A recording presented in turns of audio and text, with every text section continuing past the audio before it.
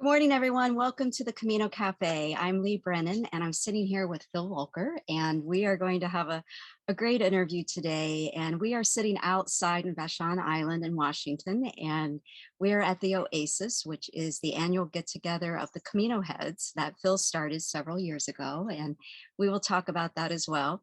And forget Phil and I, it's a little after 6 a.m., so we're interviewing pretty early, and you're probably going to see campers walking by as we get through this interview, but they're all pilgrims, so all welcome to the Camino Cafe, of course. So Phil, I am so grateful that we're going to have this chance to sit down and talk. So thank you so much for coming to the Camino Cafe today. Well, we've been waiting to do this for a while, so yes. Here it is, and this is a great place to do it. I don't know, we just had a power outage here. Well, there we go. We have a power outage, and I don't know, I don't know. Well, we just roll with it. We're pilgrims, right? Yeah, we got some shaky systems here. But, yeah, so wow, where am I? Here I am. Personally, here I am on hospice, so that's my big story, and I can't sort of come up with anything bigger than that right at the moment. So we're living with that and dancing with that, and so we're going to talk about that maybe a little bit and some other stuff. Fantastic. So Lee's gonna just fire away here. So I'm ready. Got my coffee. Yeah. How about you? Do you have coffee? Hello. Hi. Do you want coffee? Yeah, I'm good. So, Phil, I became familiar with your story. I met, I first saw your film, Phil's Camino, and that was back right when the pandemic started, right around March or April of last year. Oh, okay. Fairly recently. Yeah. And I was so moved by your story at that point. And then Annie O'Neill, the filmmaker, she started Pilgrimage in Place, and I got to know you a little bit better during that. And then I got to come out and walk with you. Right. Corey and I came out in May. Right. And what an honor that was to come here and walk the Camino path that you built. So yeah. We will get to all of that, your movie, the path. And I kind of want to take our viewers back and help them get to know you a little bit. So tell us about your life before this movie and before your cancer. Yeah. What were you doing? And what was I doing? I know. What was I doing? I don't know. I wish I could remember what I was doing. You know? I'd probably pick up where I left off, but yeah, it was the cancer diagnosis that really changed my life, and it sort of pushed me to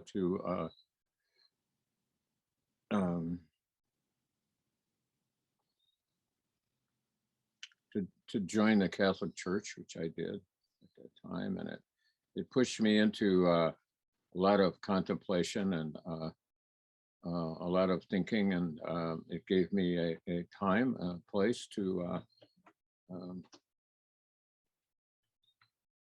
move into areas that I don't normally move into.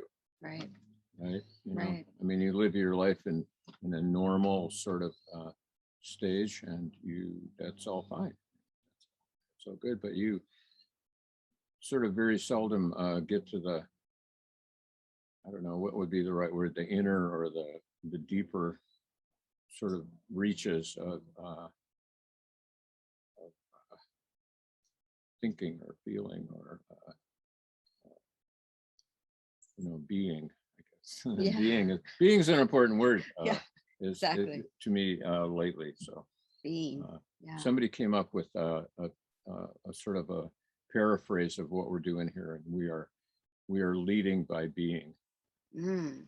And I thought that was really a hot little number there.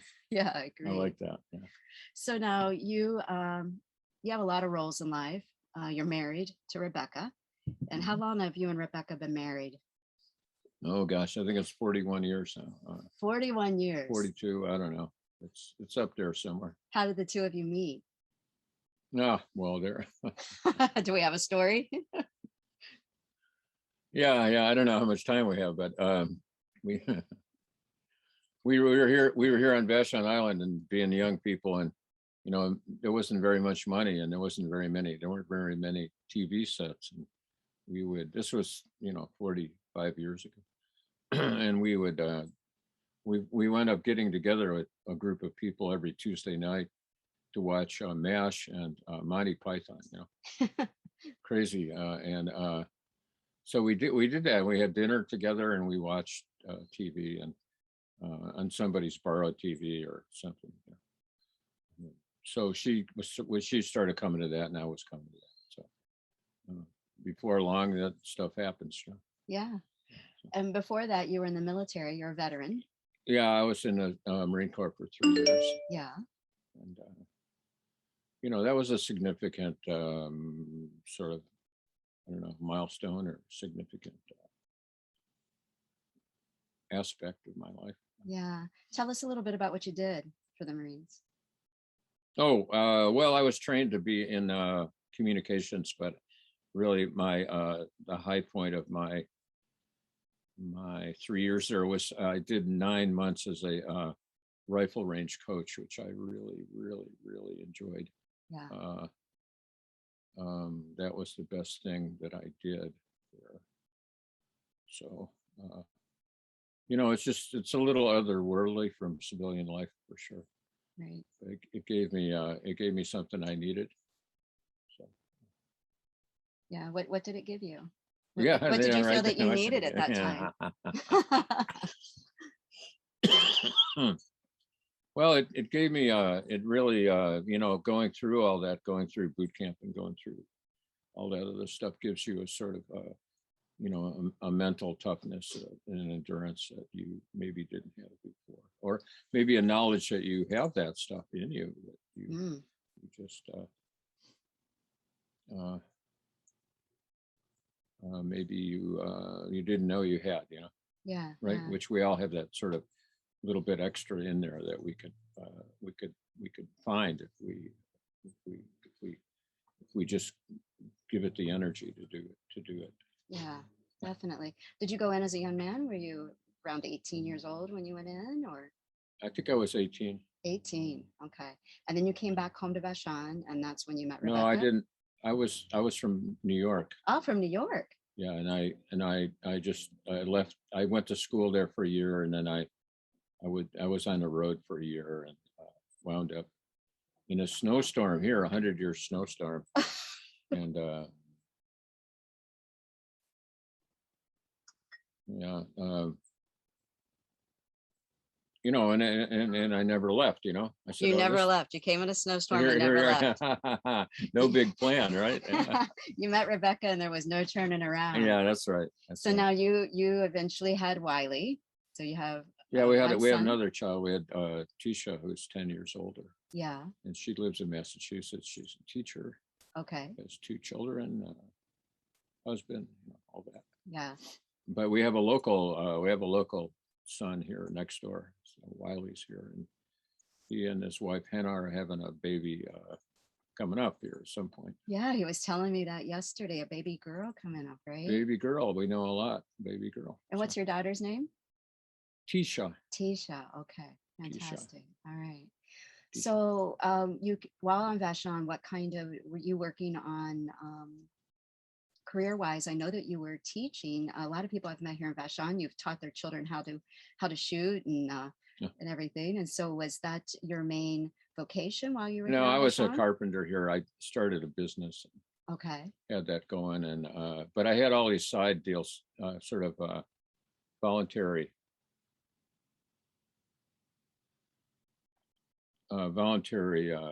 you know, working with the American Legion and working with the local sportsman's club, and you know, working with kids and teaching archery and you know, all that kind of stuff, which you know, was what I really wanted to do.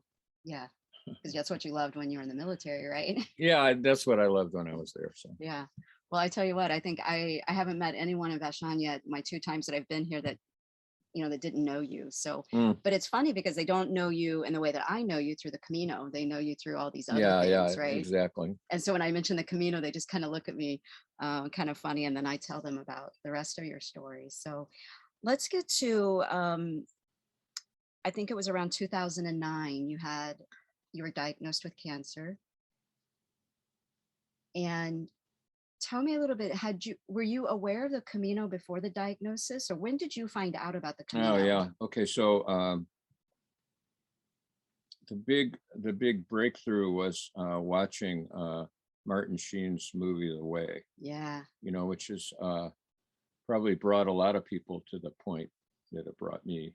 I was sort of unaware of what pilgrimage was about, and that was my first little glimpse, and I was just I was transfixed. I was like, wow, what is this? This is very cool. This is, I don't know, I couldn't quite put my finger on it, but I know I liked it, Yeah. And so shortly after that, we got to see Annie O'Neill's movie, Walking the Camino, 6 Ways to Santiago.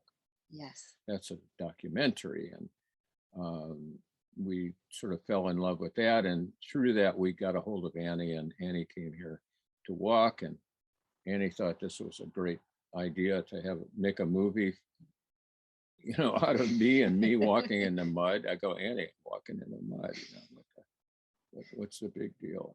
But she saw things that I didn't see. Yeah. So that's how that sort of all linked together. I'm giving you the short story, but it was supposed to happen. Was the amazing thing. It was supposed to happen. Yeah. I mean, you couldn't have imagined it, that all these things. No, that were you going couldn't. to occur. No, you couldn't have imagined it, and you couldn't have sort of figured out how to get there from here. No. Without some higher help. Exactly.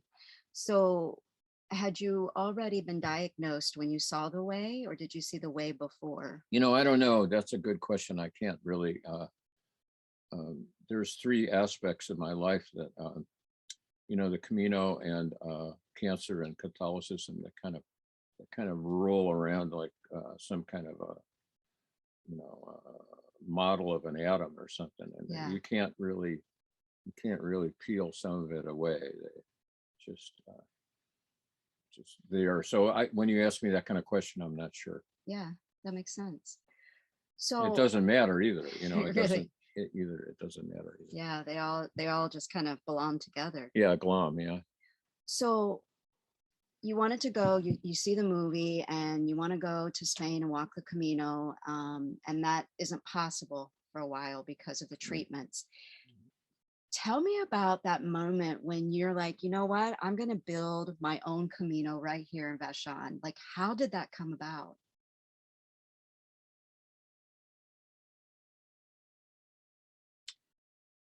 Yeah, how did that come about?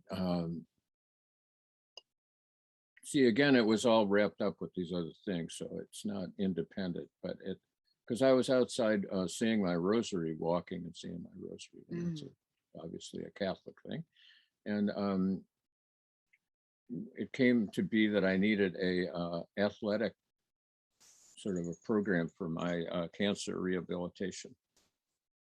And I had just gotten off of time that I had spent at the gym, indoor gym, and I just hated it. I felt like a hamster in a cage with the wheel going around. Right. I absolutely hated it, and it was a big chore. And then I started a new program, and I wanted a new, brand new, different sort of a exercise program. So I was working on the trail, and that was obviously going to be my program. So, people came out from the hospital to check it out, make sure it was not too hard and not too easy, and stuff like that. So it turned into my my exercise program. That was the sort of basic idea of it, but it went a lot further than that. It went way crazy. Way crazier. Yeah. So you build this path, it's what, 0.88 kilometers, I believe. Oh, good. Yeah. Uh-huh. And I think I've read that you walked it, what was it, 909 laps, which Well, yeah, that was to go across Spain. to go across Spain. Yeah, which did 500 miles. Yeah, So you walked 500 miles right here, right here. right here. What Yeah. was that like? Did you walk twice a day? How did? Oh yeah. Well, I did increasingly numbers of laps, and that toward the end I was doing 12 laps a day, which is 6 miles, a little over 6 miles a day, Yeah. which is good. It's that's kind of like half a day on the Camino, which is a good thing to think about, because you might do that in the morning and you might take a break, and then you might do that in the afternoon. So that's a good unit to kind of wrap your mind around. And that's sort of what we wound up doing, training for that 6 miles. Yeah. Yeah. Well, I've walked it with you, and it's a beautiful trail. Mm. It really felt like I was walking through Galicia, as we're walking through the trees, and it was lovely walking past your garden and whatnot. So tell me about, at what point did people come and start walking with you? Did that happen before the movie? Mm-mm. No. Okay. So It was after the movie. It was after the movie. Like, yeah. you mean Martin Sheen's movie? No, but before the film about you. Yeah, that was before the movie. Yeah. So you would just go out and walk 6 miles a day out here. Rebecca would walk with you sometimes. Maybe she might walk with me. Yeah. She's not really plugged into this whole idea the way I am, and that's good, because I'm pretty scary when it comes to all this stuff. Yeah. Why did I say that? I don't know. I mean, it's good to have somebody close by that's kind of normal. Yeah. Let me put it Isn't as that way. obsessed with what you're doing, right? That sort of goes like, "What are you doing?" Keeping you in check. Yeah. So that's a good thing. Yeah. Well, I really love how you built a Cruz de Ferro, and you That have. was Rebecca's idea. Yeah. Oh, that was Rebecca's idea. I didn't know that. Well, I mean, there's one on the Camino, but I mean, it was an idea that she had to. Yeah. Why don't you put one here, and then people could pick up a rock each time they go around and put it there. So there's over 3,000 rocks there. That pile gets prayed for by people all over the world. Yes. And I have rocks on there for my aches and pains and my doubts, and doodah. Yeah. It's all there in that, which I love. It's sort of there's no end to it. It just keeps getting bigger. So Yes. Yeah. So what do you feel you learned about yourself as you started building this path, and you're walking it 900 times? At that point, you haven't met Annie yet. You haven't done the film. Well, I let's see where I hadn't. But somewhere I met Annie. Yeah, I hadn't done the film yet. So yeah. Somewhere in that, toward the end of that, I met Annie, and Okay. we walked here on March 2nd. I remember that date. We have an anniversary. Yeah. And that was significant, because she was, if I just might say, she was working on the same thing I was working on, exactly the same thing. She was writing a book for people that weren't going to walk the Camino, to have some idea what that might be like. In other words, if your spouse was walking the Camino, yeah. She wrote this book for you to read, so that you would get some idea of what the other person was going through, so that when you got back together, you wouldn't be so far apart, which is a great concept. Exactly. And I was working on sort of exactly the same thing, in the sense that I was working on this trail to give someone an experience of Spain without going to Spain. So we both were whipping up these kind of I don't know, little dreams of something, and then we met each other like, wow, if this was a college course, you would be working on a textbook, and I already had the lab going. Oh, you see what I mean? Yes. We were both sort of working in the same direction. So That was a big realization. So it was her idea to do the film, and I was laughing at that. So, but she saw stuff that I didn't see. So Yeah. That's sort of that. Yeah. Well, I kind of noticed that during the pandemic, everyone started doing virtual Caminos, and Annie also started the Pilgrimage in Place Mhm. community. Mhm. And I was thinking last night that, you were really the original Pilgrimage in Place. You were the person that started the first that I know of, that started this concept of building a Camino right in your own yard, that you didn't have to go to Spain to experience the benefit of pilgrimage. Yeah, I wouldn't take that too far, but there are things to learn on your own, maybe before you get there, or maybe you never get there. But there's things to learn. That's that's putting it mildly. Yeah. But I did a lot of work here before I went to Spain. Thanks to Annie, I was working with Annie, and and then when I went to Spain, it just kind of tipped me, just kind of pushed me over the edge. Like, okay, I'm over the edge. Okay, I'm over the edge. That's fine. Okay. Over the edge. What's that mean? What's that mean to you? What does that it mean? I What's know. that mean to be over the edge after I Spain? know. It's well, I came up with this term that came out of my chemotherapy, and there's a point when you get enough chemotherapy. I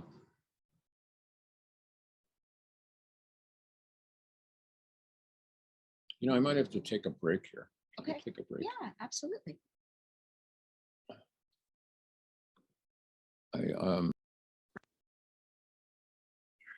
Okay, so we're back to part 2 of our interview with Phil Volker from Phil's Camino, and many of you probably know him from Camino Heads, from the film that Annie O'Neill made about his journey called Phil's Camino. And so this is part 2 for Vashon. We had a little electricity issues, so we had to break this up. And we are right now sitting in Phil's yard.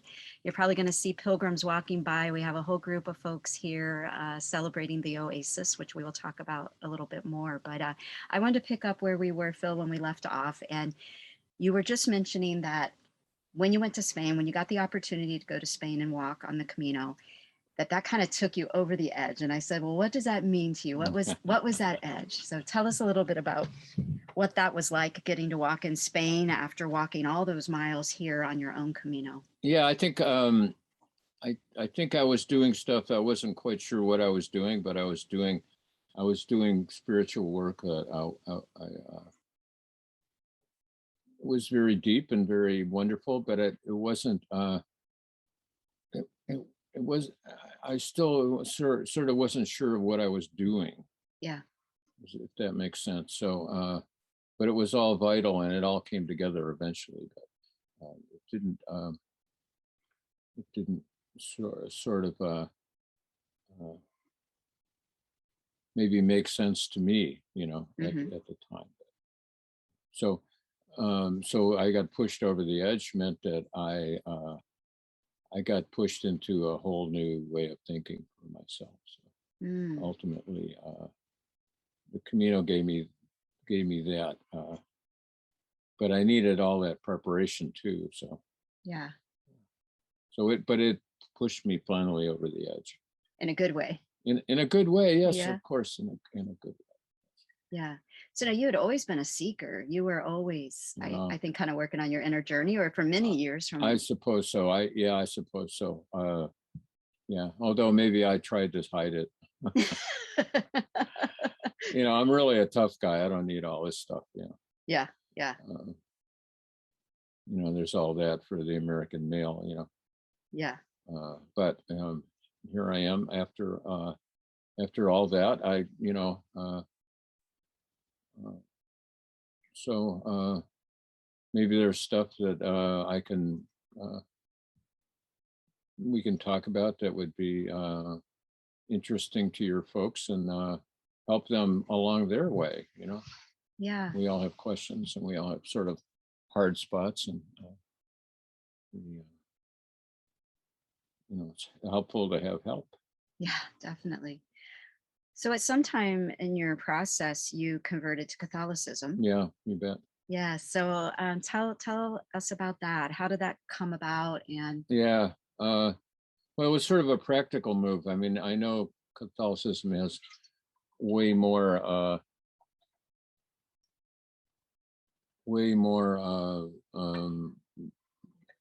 to it than what I'm going to talk about, but I'm going to talk about just something practical for my own purpose. After I got that cancer diagnosis, I realized that I really needed to up my spiritual what's the term, a spiritual connection. yes. And I realized that what I had going was not going to do that. I mean, the group that I was involved with was not going to be able to do that for me. So I looked around, and in the Catholic Church locally was that group that could do that, Mm. that could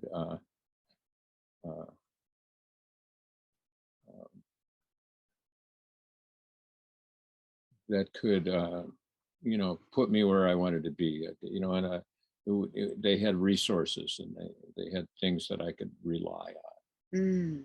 So that's kind of like my practical look at it. Yeah. What was it about Catholicism that you think was drawing you into that? You said that there was the support, the processes. What were Yeah. the particular things? Was it the things like praying the rosary?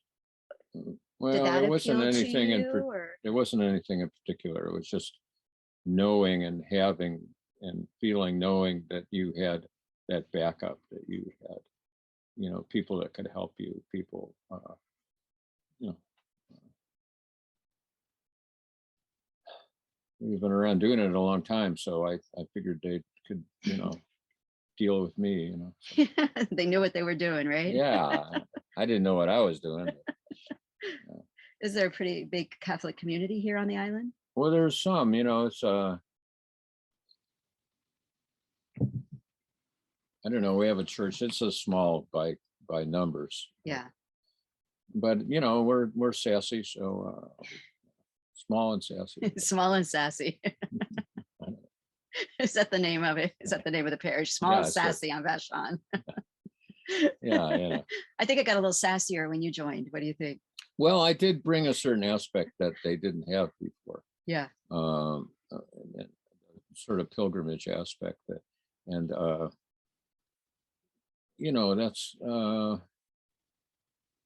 wow, that's sort of the stuff we're dealing with here. We're trying to isolate that. We're trying to figure out what that is that we're doing. It's tricky. We're doing some really great stuff, and we're doing stuff. I brought things to the church that maybe weren't there before me, or before my before my experience with the Camino. But Yeah. I don't know. It's there's things about the Camino that move people, and that those particular people, I mean, I'm guessing those particular people are never going to walk through the door of a church, but they get something from the Camino that's very vital, and they walk away with it, and they go home with it. Mm. So it if I might just add this little thing that the Camino brings the spirituality out of people that maybe they didn't even know they had. Yes, that's And it's not going to be those sort of church related. So that's really part of what I see in it, that it has that ability to attract. yes. What do you think that you've brought to the local church here? You said that you feel like you've brought a new, I guess, dimension to maybe the things you're doing or experiences. Yeah, I don't know. I think when you start dealing with the Camino, you start talking about international. You start talking international. You start talking bigger picture than maybe you're used to. Mm. And I think that a lot of gosh, can I can I say this without being,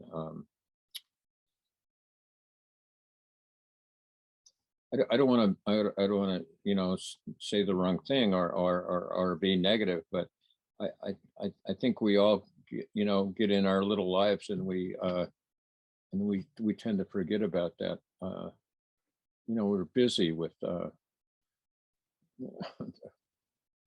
Easter ham or the Christmas goose, or we're busy and Right. and we don't think on that level. The bigger picture level. We're caught up with, diapers and. Yeah. So, maybe at some aspect, some point in your life, you need to be plugged in that way. Yeah. Almost like the Camino, I think, helps us to see more globally, to see the bigger picture of Well, yeah, things that's what I'm outside of saying. our I own know lives, right? that's kind of what I'm getting at, and so the local church might be sort of, in your mind, it might be sort of, what's a word for it, parochial, or Yeah. but you kind of maybe push it a little bit, to be more open, and I don't know. That's something I'm going to say without, being negative. Right. Right. So I brought a certain playfulness, a certain, um, group of thoughts that maybe weren't there. Mm. Yeah. Maybe. Yeah. I see what you're saying. So you go and walk. Well, let's back up a little bit. So you build this trail here, and as you're walking and building the trail and you're walking more, you start getting stronger. Yeah. And Yeah. your doctor says, Phil, I think you can go to Spain. There's this window. There's this window between treatments, right? Yeah, like this whole project, which you're talking about, the movie, you're talking about the trail, you're talking about Spain, you're talking about you being here, you're talking about this whole thing that's happening this weekend. Yeah. It all, it just it's all happening on its own. I mean, I don't have to be here for it to happen. Somehow it's all, maybe I do, I'm not sure, but it all has sort of a mind of its own. Yeah. And it's doing it right now. It's like St. James is here, like pushing the buttons. So that's what's really crazy cool about it all. So can you guys hear me out there? Oh, okay. Yeah, we have some folks. We'll we have have to an audience. We'll turn the camera around before we finish, so you can see the folks that are here. So, we're here at the Oasis, and this is the second annual get together, I guess, of the Camino Heads. And Phil was talking last night that 2 years ago, of course, couldn't have one last year during the lockdown, but 2 years ago he hosted the first one. And I've really marveled, Phil, since being introduced to you, the impact that you have had, first off, in the Camino community. I mean, there are people this weekend here from all over the United States, even internationally, that are here visiting you. And you've had a huge impact, I know, in my own life, as well as the folks that are here visiting you. But you've also had this impact in the community of folks that have also gone through cancer and are going through treatments or in recovery. Right. And I know you and I've talked in the past about, you and Rebecca could have never known what building this trail was going to lead to. And that I remember when I was here with you in May, and you talked about, people are calling me to talk to these groups on Zoom that at hospitals and whatnot, but you have really been an inspiration to so many people. And I just wonder, what has this journey been like for you and Rebecca to have gone from this very private life here on Vashon Island, Right, to now you've kind of become this very known figure in the Camino world, but also in the world of cancer recovery. And I just wonder, what has that been like for you? And how do you feel sitting here today? And, I'm folks honored. watching in our interview. I'm honored. Yeah. I'm honored. I don't know. You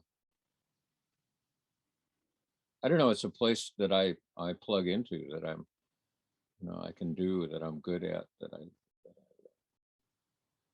I like doing. How else do I say it? It's I don't know, Sister Joyce, my spiritual advisor, said, who straightened me out on a lot of stuff, said the Camino was my job now. Yes. That advocating for it, and living it, being it is really the thing that I should be doing. And that's really what we're doing, no matter what you're talking about, what aspect of it you're talking about. It's all sort of being the Camino. Yeah.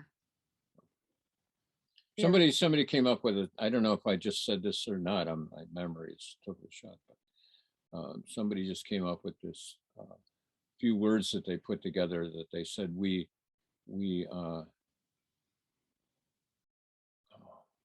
see, I'm even going to forget it.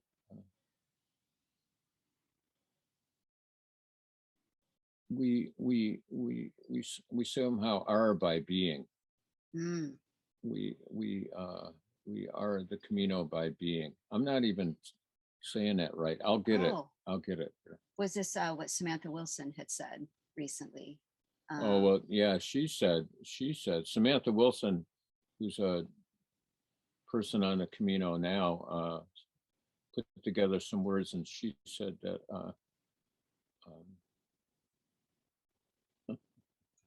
what did she say, Lee? I think we were talking last night. She was talking about how folks, once they walk the Camino, they want to go back. And I think you and I were talking Oh, about. yeah. Okay, I'm on it.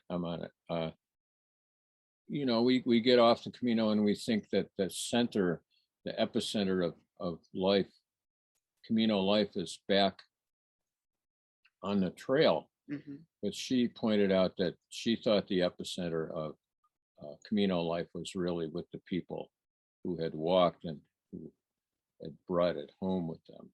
Yeah. So that's what we're doing, have a convention of those people, so this is, what we have here is important. It's the epicenter of the Camino way. Yeah, it's almost as if the Camino is inside of us now. Yeah. In other words, it's not connected to the trail as closely as we think it is. Yeah, I agree. I think we were talking too a little bit last night. Alexander John Shaya talks about how, people think that, the Camino doesn't end, in Santiago. That's just kind of our turnaround point, and that the Camino continues far beyond that. And I think you and I sitting here, the fact that I'm sitting here with you and Vashon, the fact that the connection that has occurred, Mm-hmm. the fact that there are people here visiting you, that we're all still on this Camino journey. It hasn't stopped. And I look at how it's evolving, mm-hmm. and how it's impacted your life. Mm-hmm.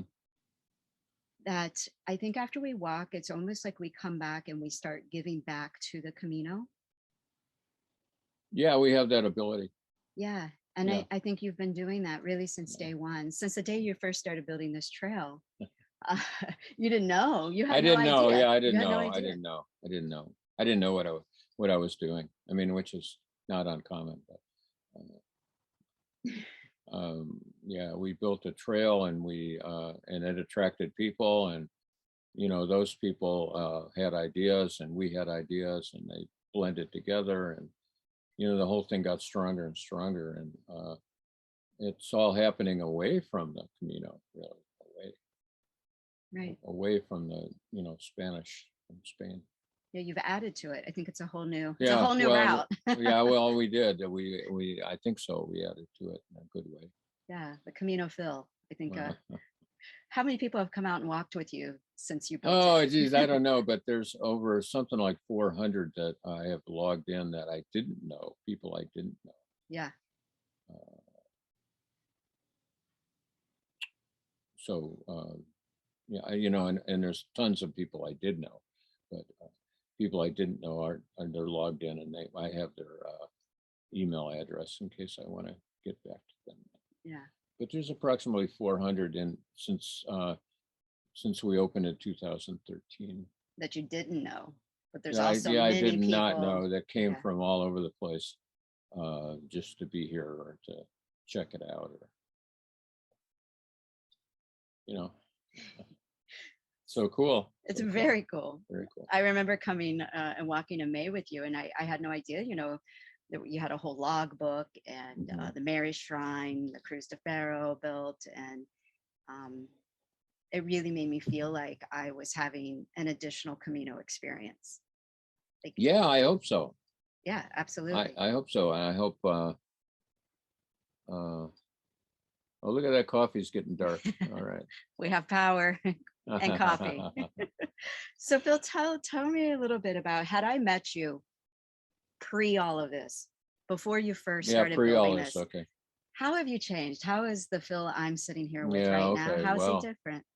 that's a darn good question. I don't know. Sort of when I got back, Rebecca didn't even know me. I mean, people, if I could just put a little sidebar here. People they come back from the Camino and they have a re-entry problem. Mm-hmm.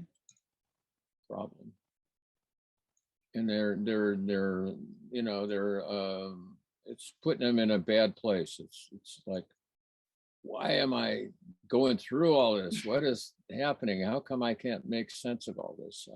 What's normal? What's real? What's, it's, I don't know, you returned from a journey and here you are and you're discombobulated, and it took me a couple of months to stabilize, to do Right. anything coherent. I was like a couple of months, I was just out of it. And I kept trying things. How do I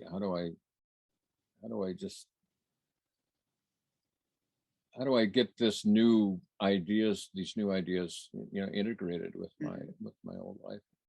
I finally came to this this conclusion, or this realization that I had really changed. I really, really, really. And for instance, I had been for 2 months. I've been trying to normalize by taking things from Spain. Mm-hmm. Oh, I like that.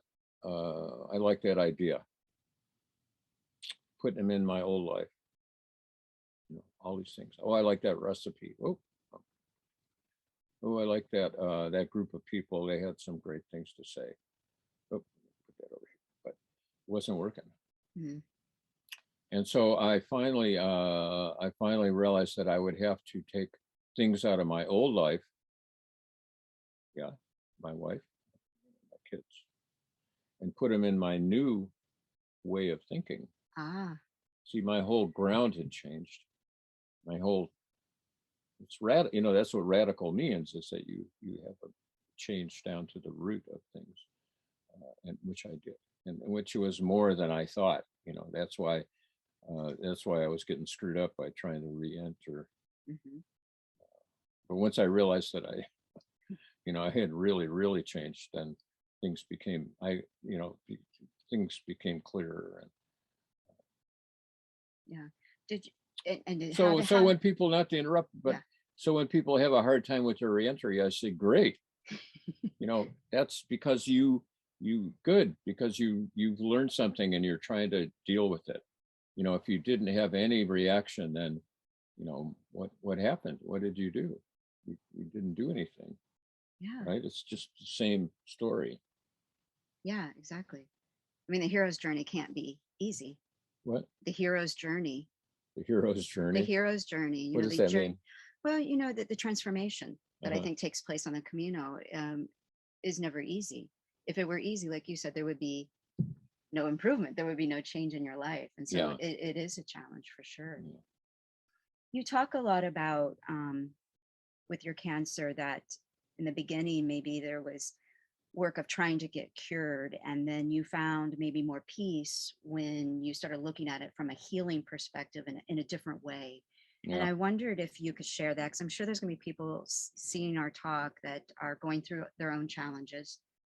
And I wonder what kind of what you can share with us from your journey of what it means. What's the difference between curing and healing, and Yeah. how has that impacted you? Wow. That's a little notion I picked up from Dr. Robert Barnes here in Seattle, who's passed away, but he wrote a book, and I picked it up out of his book, that there's a difference between healing and curing, and that you can go there, you can make that split, and you therefore have a different way to look at things. Because when we first get on this cancer journey, we're very involved with curing. That's all we think about. And then there comes a point, maybe like what happened to me, when my life has been prolonged, but I still am not cured. I mean, I still have cancer, but it's held in such a way that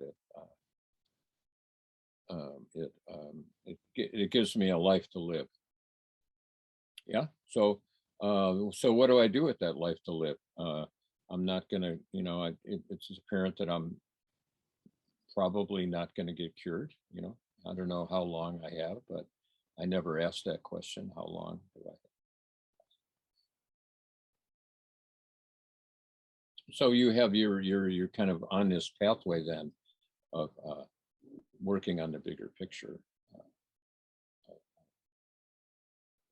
Sort of forgetting about the curing and sort of emphasizing the healing, which we all have this big spiritual journey we're on, and that's what that is. It's when you get over your sort of physicality, or you're thinking that that's you, when you can kind of get over that and get in a space where you're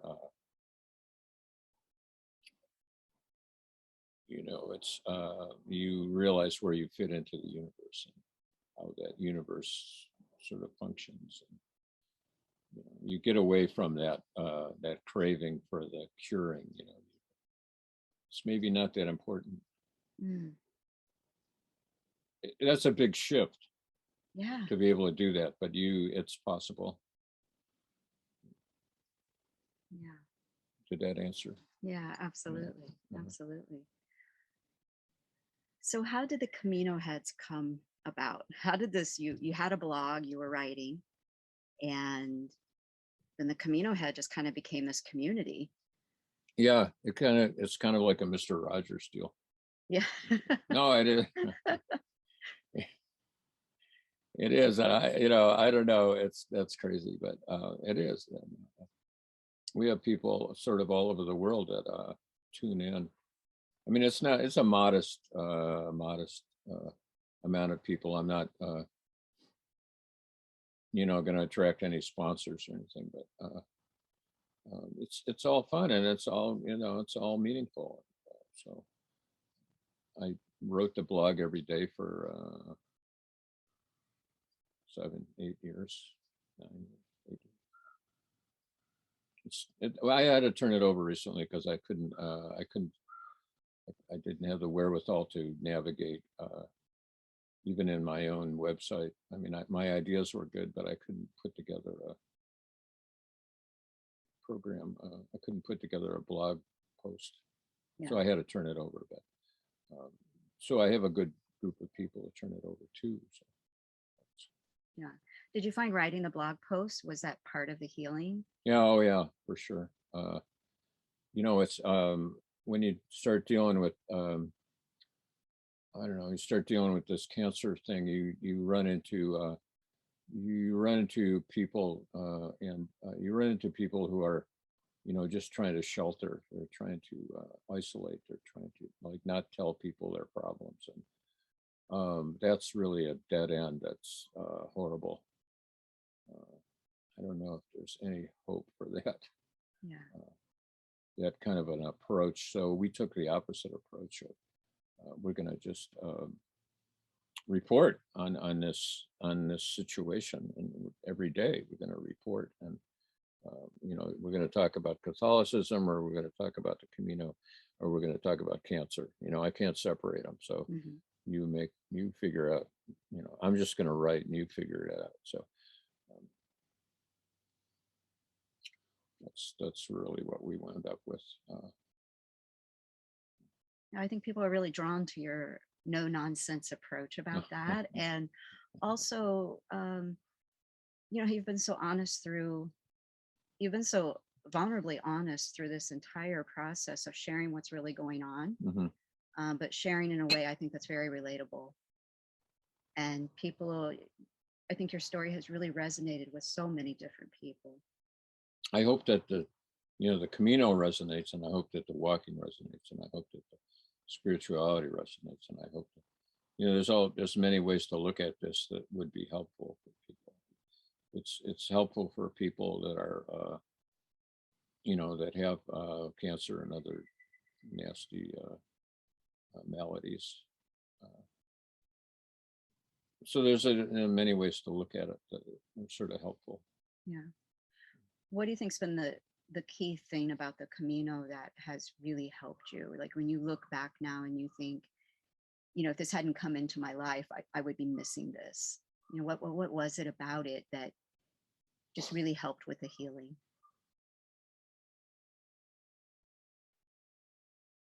Wow, I don't know. I don't, you know, that's like too big a bite for me to like chew right now. I don't know. The whole thing's been wonderful, and it's been a whole new way for me to like process things. A whole new way to see people. I don't know. It's been a whole new way. Let's put it that way. And it just came upon me, you know, and I embraced it. So. What do you do to take care of yourself? Because I feel like, you know, so many people come out to walk with you now. I think that you have been interviewed quite a bit, and you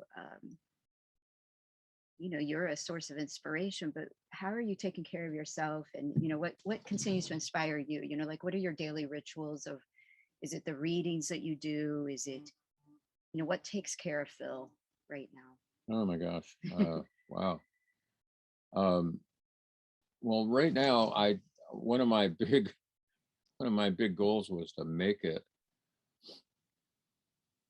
to this weekend, because we've been working on it a year, and it didn't, you know, my trajectory of my cancer looked like, well, is he going to make it? Is he going to, you know, is he going to croak in the middle of it, or what the hell?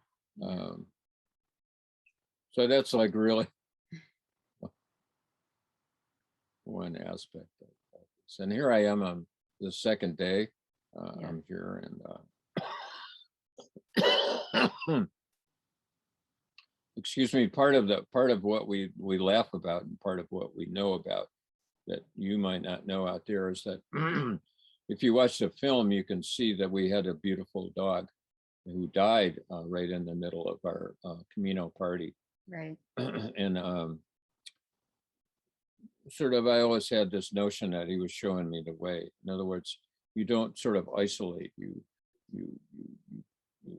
You're out in the open, and you're with your friends, and if that's the point that you fly away, that's the point that you fly away. So here I am. I made it. This is kind of like the party I could, you know,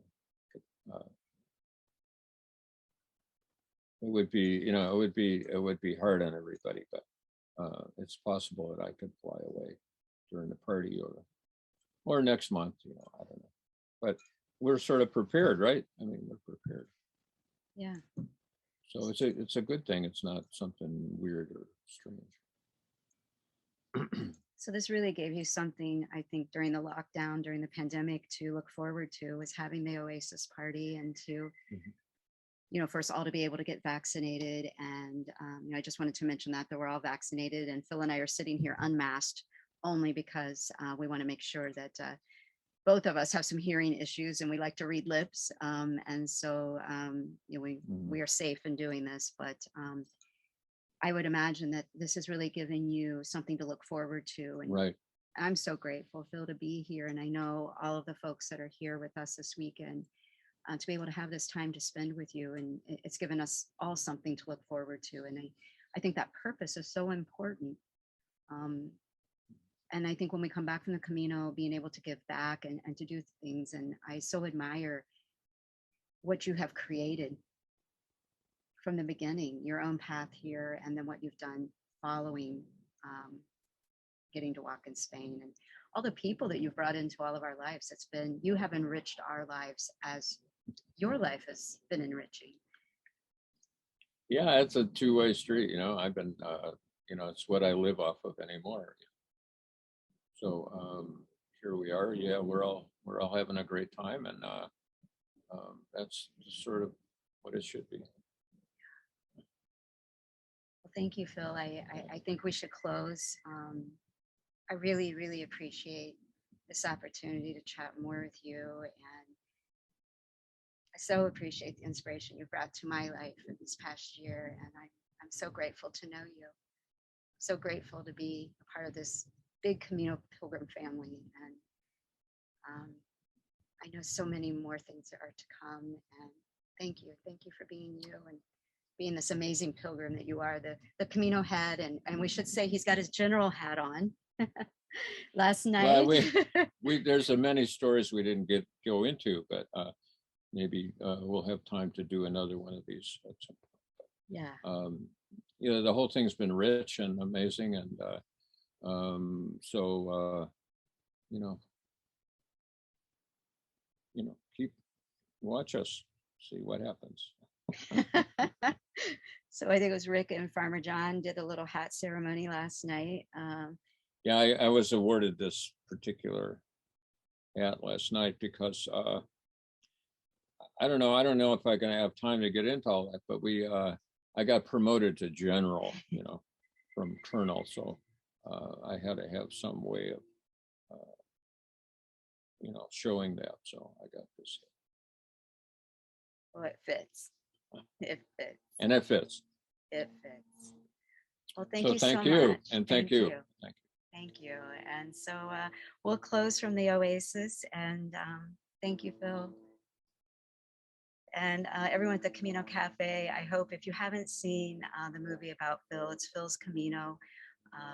Annie O'Neill did an amazing job. It's a beautiful, beautiful account of Phil's journey. So I hope that you will check that out if you haven't watched it yet. So thank you for watching, and until next time, Buen Camino.